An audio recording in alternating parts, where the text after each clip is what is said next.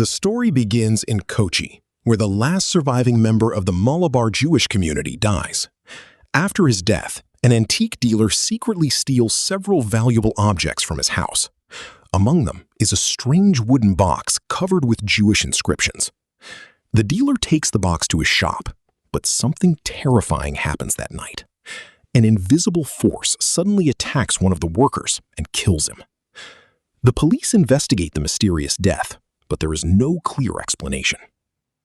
Meanwhile, Ranjan Matthew and his wife Priya move from Mumbai to Kochi because of Ranjan's new job. Ranjan works in nuclear waste management, while Priya is trying to settle into their new home. While shopping for antiques, Priya discovers the same mysterious Jewish box. Without knowing its history, she buys it and brings it home. Soon after the box is opened, strange things begin happening inside their house. At first, Ranjan and Priya think the strange incidents are simply their imagination, but the disturbances become more frightening. Their house begins to feel as if someone else is living there. Objects move on their own, unexplained sounds are heard, and Priya starts behaving strangely. Ranjan eventually asks Father Samuel, the man who looked after him when he was an orphan, for help. Samuel immediately becomes suspicious of the box. He explains that it is a Dybbuk box, a container believed to hold the spirit of a dead person. Ranjan then contacts Rabbi David Benyamin in Mumbai. The rabbi explains that a Dybbuk can possess vulnerable people. He also warns Ranjan that anyone who attempts to remove the spirit can become its enemy. Soon afterward, the rabbi mysteriously dies.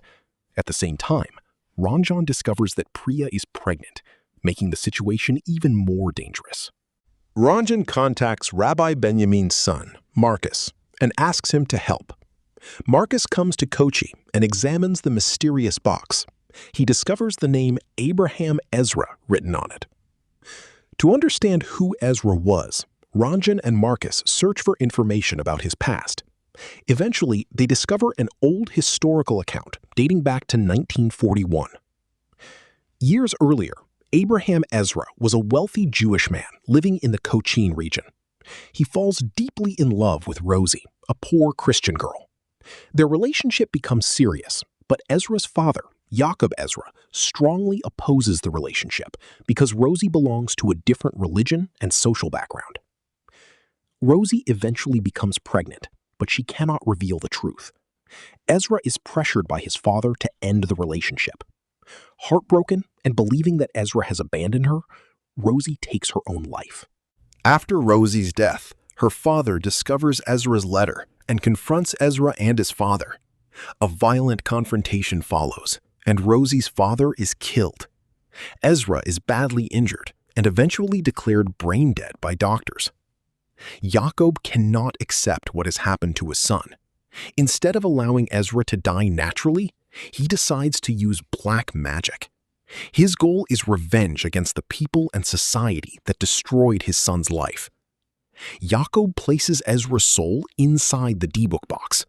He then creates a wooden mannequin and buries it as if it were Ezra's body. Ezra's actual body is secretly taken away and thrown into the sea. This is how the terrifying Dybbuk connected to Abraham Ezra is created. Years later, the box eventually reaches the antique shop in Kochi, where Priya unknowingly purchases it. Back in the present, Marcus and Father Samuel investigate Ezra's grave with ACP Shafir's help.